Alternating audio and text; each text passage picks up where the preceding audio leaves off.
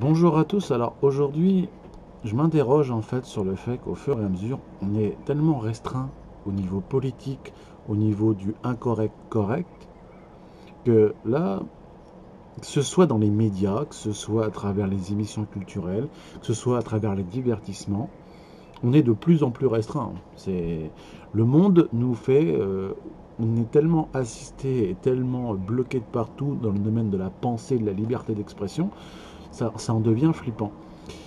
Depuis plus de 30 ans, pour l'émission des Guignols de l'Info, moi j'en ai toujours été fan parce que je m'amusais beaucoup au début des années 90, à l'époque du bon nulle part ailleurs quand il y avait des trucs marrants, qu'on a tellement fait des trucs qui attaquaient tout le monde, qui attaquaient la liberté dans le sens pour dire, dénoncer ce qui était bon et pas bon. C'était marrant, il y avait un côté humoristique. Certains ont été plus attaqués et outrés que d'autres. Par exemple, pour Johnny Hallyday, le faire passer comme quelqu'un qui n'était pas du tout intellectuellement en parlant, ce qui était entièrement faux. C'était quand même assez blessant. Mais les choses étaient quand même assez politiquement correctes vis-à-vis des politiques pour montrer le bon et le mauvais, ce qui était des fois assez infligeant. Alors, moi, ce que j'ai beaucoup kiffé, c'est vrai que l'image de Chirac a toujours été quelqu'un de sympathique. Jacques Chirac, ça a toujours été un politicien et un homme assez ouvert et assez chaleureux. Donc c'est pas quelqu'un que ça l'a beaucoup aidé pour le faire passer pour 80 son élection de 95 et puis celle de 2002. Hein. Mais c'était quand même une marionnette ou même tous les autres étaient assez amusantes. Et là, le fait que maintenant c'est politiquement les guignols dérangent et la politique n'en veut plus, on voit ce côté, ce gros crochet de la politique, vu que Vincent Bolloré, un copain de Sarkozy, a tout fait, vu que c'était très dérangeant, qu'on dénonce tout, ça ne passe pas. C'est pas acceptable que le petit peuple voie l'image qu'on fait de cette autodérision et cette autocritique. C'est ça, c'est que maintenant on n'a plus le droit de penser ou dire du mal de la politique, sinon on est vu comme le pire ennemi de l'État. On n'a plus le droit de rire, on n'a plus le droit de penser, de déconner. Le simple fait de parler de nos couleurs, qui sont l'identité des gens, on n'a plus le droit d'évoquer. On ne peut pas parler du peuple suprême, le peuple élu, parce que c'est pareil, sinon on est vu comme anti ou autre, donc c'est la haine, c'est toujours ces mêmes excuses, on n'a plus ces libertés. Et même du côté homme-féminin, au niveau divertissement, comme le truc pour Fort Boyard, c'est ça qui est prodigieux, c'est qu'une émission culturelle depuis 30 ans, qui a jamais été sur un contexte d'amusement, du fait qu'on montre des divertissements, un petit côté loisir, le fameux jeu des cylindres où les femmes étaient mal vues, c'était misogyne, c'était voilà. J'ai jamais eu entre guillemets une grosse barre en regardant ça. Je trouvais ça mignon, marrant, c'était sans aucun truc. On trouve que c'est choquant de montrer ça à travers la télé-réalité, la télévision, ce qu'on veut. Moi, je veux bien. Mais alors, si on devait montrer quelque chose de choquant pour les enfants, hein, je dis ça à titre personnel, expliquez-moi que ce qui vous choque à travers juste quelqu'un qui est habillé, vous ne choque pas à savoir sur les plages et autres quand les personnes sont dénudées ou tout nues. Là aussi, il faut qu'on m'explique. Je veux bien, hein, mais c'est tout est comme ça, tout est une marmite où on nous interdit de plus en plus. Donc il y a un moment, on se pose la question, en fait, on a droit à quoi? À part payer et à part subir. Parce qu'il faut quand même qu'on soit libre de pouvoir s'exprimer. L'expression, le fait de dire, de partager, qu'on soit contre ou pour des idées ou des idéaux, on est libre quand même de les exprimer. Donc si ça ne passe pas, bon. Qu'on tolère dans des émissions de télé-réalité complètement débiles, du porno et compagnie, bon, faut voir, hein, de côté complètement hagard. Là, tu vois, c'est comme pour France 4 aussi, c'est des émissions culturelles de jeunesse et compagnie. Quand tu lis les commentaires, heureusement que nos enfants ne seront plus là et compagnie, parce que, bon, il n'y a rien. En fait, le jour, je sais pas, je vois pas l'intérêt de supprimer des émissions qui sont culturelles, qui sont intéressantes, qui sont divertissantes, qui sont approfondies en richesse, qui ont une valeur quand même de symbole via la connaissance, l'intelligence et le divertissement pour nous foutre de la merde. Moi, j'avoue que j'y arrive pas. Ça fait depuis tout gamin, j'aimais la télé. L'ancienne télé avant les années 2000. Et puis, après les années 2000, il y a eu une régression, mais psychologique, intellectuelle, sur le fait qu'on nous met que de la merde. Il faut manger. La pub, des conneries, des émissions à la con. Et on se demande pourquoi, en fait, les gens quittent Internet. Enfin, pas quittent Internet, je dis une connerie.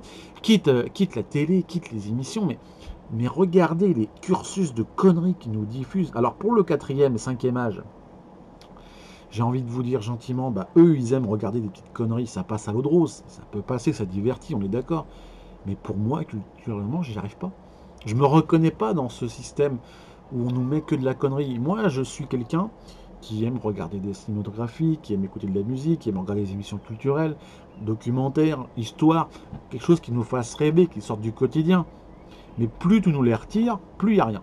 C'est émissions, télé-réalité, quelques débats politiques extrêmes, machin. Chacun en veut pour sa pomme et à droite. Il y a un moment, les gars, les guignols de l'info, ça nous divertissait. C'était quelques minutes en fin de soirée, c'était pas énorme. Le fait de nous dire on arrête, j'espère que quelqu'un d'autre va reprendre l'émission pour le mettre sur une autre chaîne, même C8, auquel je suis pas friand. Mais je ne comprends pas le fait qu'on détruise une civilisation de connaissances et de divertissement qui permettait au moins aux gens de s'évader pour nous restreindre. On est restreint de partout. Il n'y a plus un domaine, que ce soit à travers les réseaux sociaux, que ce soit à travers nous en tant que youtubeurs. Quand on fait une vidéo, on est tellement mais sur des contraintes au fur et à mesure du temps. Faites pas ci, faites pas ça, pour les droits, ne partagez pas.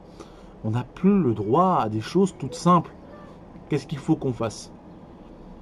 S'exiler sur un autre site de plateforme ou autre, ça servira à rien parce qu'on sera toujours muselé. On n'a pas le droit de faire ceci, on n'a pas le droit de faire cela, on n'a pas le droit. On n'a que interdiction sur interdiction. C'est ça l'avenir. Personnellement, il n'est pas rose.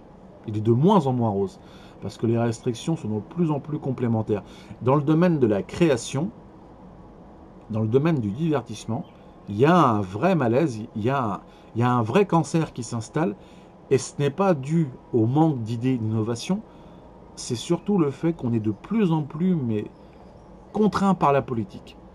La politique nous bouffe, mais à un niveau où faites pas ci, faites pas ça. Non, je suis désolé, il y a un moment. Moi, depuis vos histoires de manger 5 fruits et légumes par jour, ça nous a bouffé la santé comme c'est pas possible parce que déjà d'une, on devrait vous accuser de harcèlement.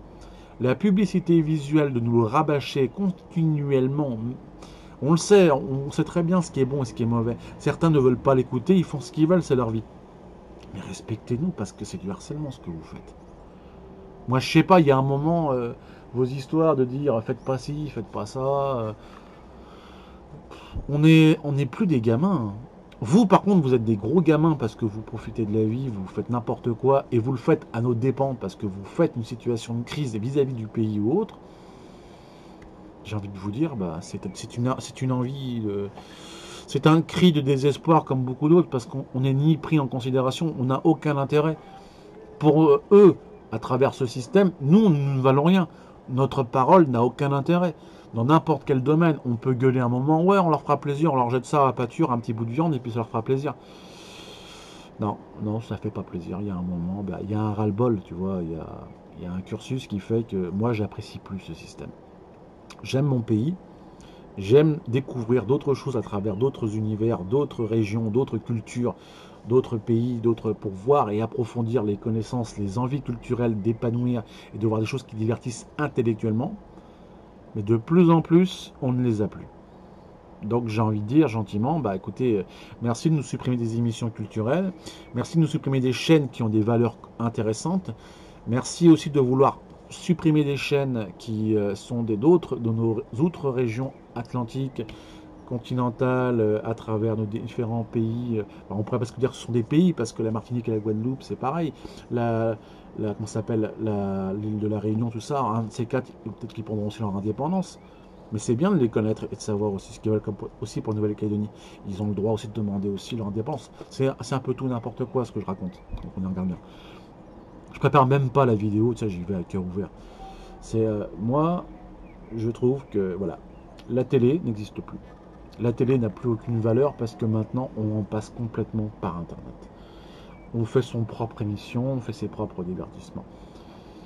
Je regrette juste le fait que quand on nous a promis, quand on était gamin, ce rêve que ça serait toujours culturel, plein d'émissions, des choix variés, des thèmes variés, bah en fait ce rêve de gosse, on nous l'avait supprimé.